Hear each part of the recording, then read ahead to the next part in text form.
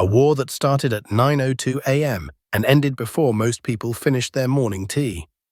A conflict so brief that some soldiers barely had time to load their weapons. But what could possibly spark such a short yet decisive battle between two nations? If you're enjoying this incredible true story, make sure to hit that like button and subscribe for more amazing historical tales that will blow your mind. The year was 1896, and the Indian Ocean island of Zanzibar was a jewel that everyone wanted to control. The British Empire had its claws deep into this spice-rich sultanate.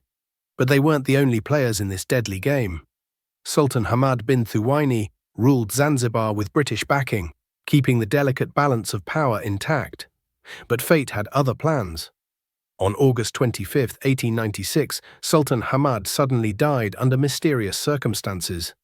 Was it natural causes or something more sinister? The answer would change everything. Within hours, his cousin Khalid bin Bargash made a move that would shake the foundations of British colonial power. He declared himself the new sultan without asking for British permission. This wasn't just bold, it was a direct challenge to the British Empire at the height of its strength. But Khalid had a secret weapon up his sleeve. Khalid bin Bargash wasn't some naive young prince stumbling into power. He was a calculated risk-taker who believed he could outsmart the British war machine. His confidence came from several sources that made him think victory was within reach. First, he controlled the Sultan's palace, a fortress-like structure with thick stone walls and strategic positioning overlooking the harbour. From here, he could command the entire port and control access to the island. But walls alone wouldn't stop the British Navy. Second, Khalid had assembled what he thought was a formidable fighting force. Nearly 2,800 men answered his call to arms, including palace guards, loyal soldiers, and civilian volunteers ready to fight for their new sultan.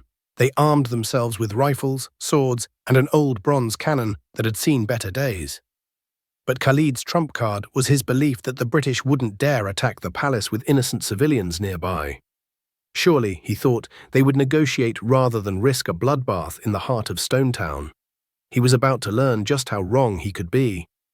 Basil Cave, the British consul, received news of Khalid's coup with barely contained fury. This wasn't just about respect or protocol.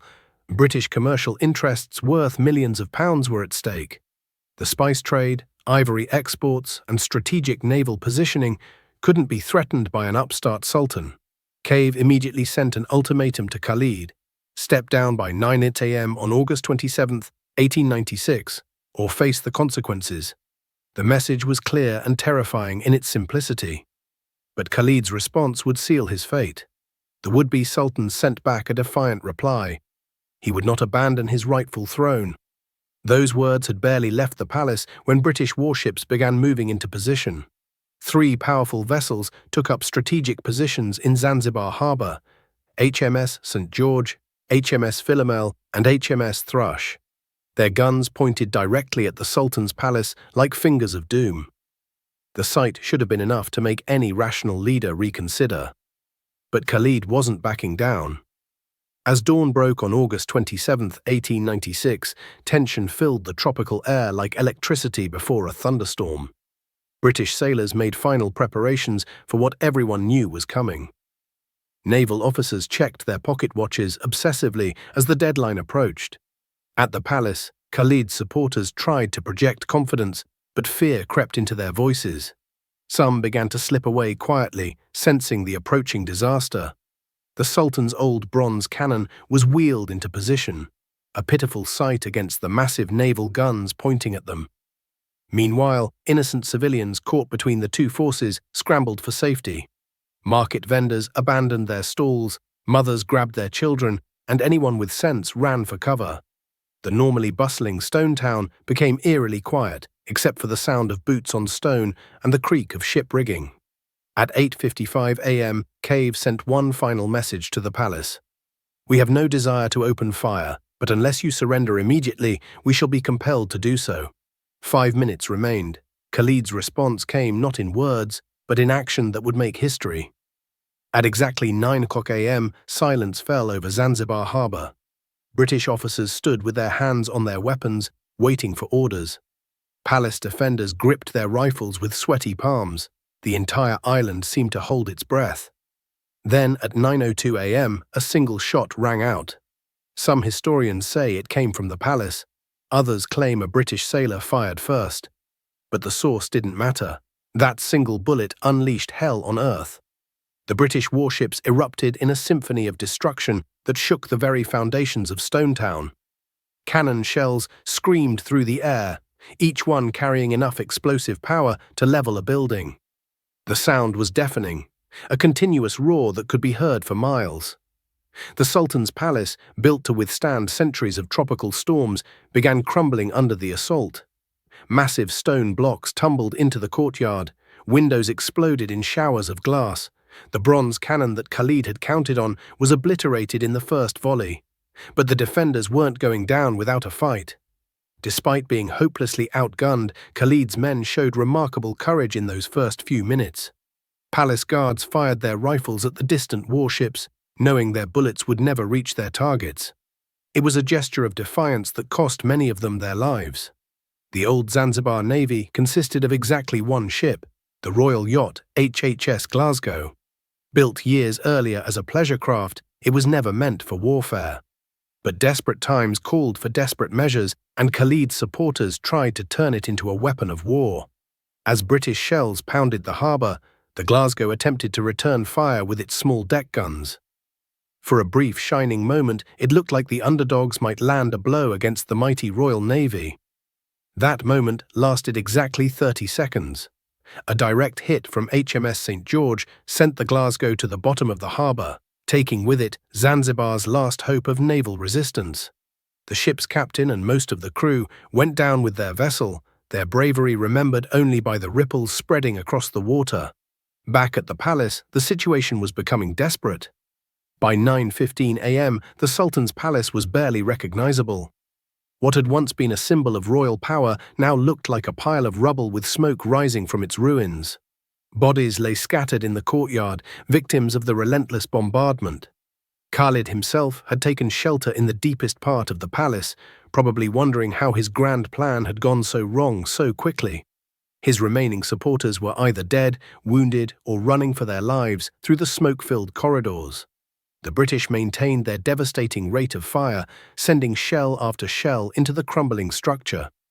Each explosion sent more debris flying and claimed more lives among the defenders. The sound echoed across the island like thunder that wouldn't stop. Civilians who had taken cover in nearby buildings watched in horror as history unfolded before their eyes. Many would later say they had never seen anything like the power of modern naval artillery unleashed at close range. But even as the palace burned, Khalid's story wasn't over. As his world collapsed around him, Khalid made a desperate choice that would save his life but cost him his throne forever. Realizing that continued resistance meant certain death, he decided to abandon his supporters and flee. Using secret passages known only to the royal family, Khalid slipped out of the burning palace while his men continued fighting and dying in his name. The man who had declared himself Sultan just hours earlier was now running through the streets of Stonetown like a common criminal. His destination was the German consulate, where diplomatic immunity might protect him from British vengeance. Germany and Britain were rivals in East Africa, and the Germans had their own reasons for wanting to irritate their competitors. But first, Khalid had to cross a city under bombardment without being recognized or captured. Every step could be his last if British troops spotted him. The streets that he had hoped to rule as Sultan now offered only danger and the chance of a bullet in the back. Behind him, the sounds of battle were already beginning to fade. At 9:40 a.m., the guns fell silent. The shortest war in recorded history was over, lasting exactly 38 minutes from first shot to ceasefire. British forces had achieved total victory with minimal casualties. Only one sailor was wounded when debris fell on him. The cost for Zanzibar was far higher. Approximately 500 defenders lay dead or wounded, including civilians who had been caught in the crossfire. The Sultan's palace was a smoking ruin. The royal yacht rested on the harbour bottom, and the dreams of independence had died with the defenders. Khalid had successfully reached the German consulate, where he would remain for several weeks before being smuggled out of Zanzibar aboard a German warship. He would spend the rest of his life in exile, never again setting foot on the island he had tried to rule. The British immediately installed their preferred candidate, Hamad bin Mohammed, as the new Sultan. He would prove much more cooperative than his predecessor, ensuring that British interests remained protected. But the implications of this lightning-fast victory would echo far beyond Zanzibar's shores. The Anglo-Zanzibar War wasn't just about one small island in the Indian Ocean. It was a demonstration of British naval power that sent a clear message to anyone thinking about challenging the empire. In less than an hour, they had toppled a government, destroyed a palace, and installed a puppet ruler. This show of force came at a crucial time in the scramble for Africa, when European powers were carving up the continent among themselves.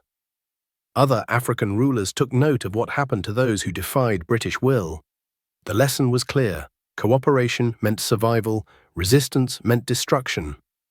The war also showcased the growing gap between traditional warfare and modern military technology.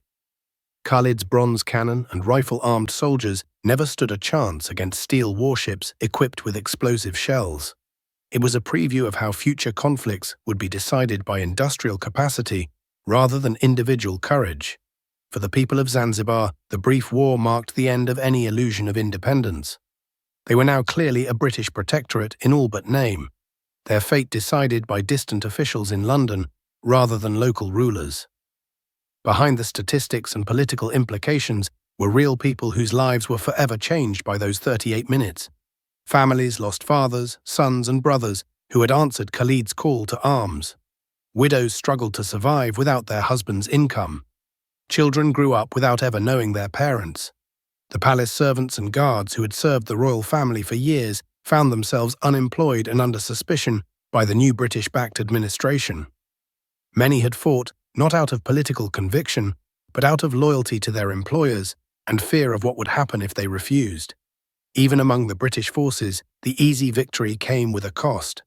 Sailors who had joined the Navy for adventure found themselves facing the reality of warfare, the screams of the wounded, the smell of gunpowder, and the sight of bodies floating in the harbour. The civilians caught in the crossfire suffered perhaps the worst fate of all. They had no political stake in the conflict, but paid the price anyway when shells fell on their neighbourhoods and bullets shattered their windows. The Anglo-Zanzibar War offers several important lessons that remain relevant today. First, it shows how quickly political situations can escalate from diplomatic disagreement to armed conflict. Khalid's seizure of power and the British ultimatum created a momentum toward war that proved impossible to stop. Second, it demonstrates the importance of understanding your opponent's capabilities and resolve. Khalid fatally misjudged British willingness to use force and the devastating power of modern naval artillery. His confidence was based on outdated assumptions about how wars were fought. Third, the conflict illustrates how technological advantages can make traditional military tactics obsolete overnight. The brave defenders of the palace fought with the same weapons and tactics their grandfathers had used, but they faced an enemy equipped with the latest products of the Industrial Revolution. Finally, the war shows how quickly the international balance of power can shift. In less than an hour, Zanzibar went from having an independent-minded ruler to being completely under British control. The ripple effects of that change would influence East African politics for decades to come. Today, visitors to Stone Town can still see remnants of the Sultan's palace, rebuilt after the bombardment, but forever marked by that violent August morning. The harbour where British warships unleashed their fury is now filled with fishing boats and tourist vessels, the waters long since washed clean of any trace of the sunken royal yacht. Khalid bin Bargash lived out his days in exile, dying in 1927 without ever returning to Zanzibar. He became a footnote in history, remembered mainly for his role in the world's shortest war. Whether he ever regretted his decision to challenge the British Empire remains unknown. The Anglo-Zanzibar War has earned a place in the Guinness Book of Records as the shortest war in history, but this dubious honour comes at the cost of human lives and national dignity. It serves as a reminder that some victories are won so quickly and decisively that they leave no room for honour or heroism. For the British Empire, the victory was just one small chapter in a much larger story of colonial expansion and control. But for the people of Zanzibar, those 38 minutes changed everything, marking the end of their hopes for true independence and the beginning of a new era of foreign domination. The guns may have fallen silent after just over half an hour, but the echoes of that brief, brutal conflict would resonate through East African history for generations to come. What an incredible story of courage, technology, and the brutal realities of colonial power. If this fascinating slice of history amazed you as much as it did me, don't forget to smash that like button and subscribe to our channel for more unbelievable true stories from the past.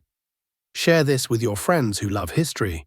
They'll thank you for introducing them to the most dramatic 38 minutes in military history.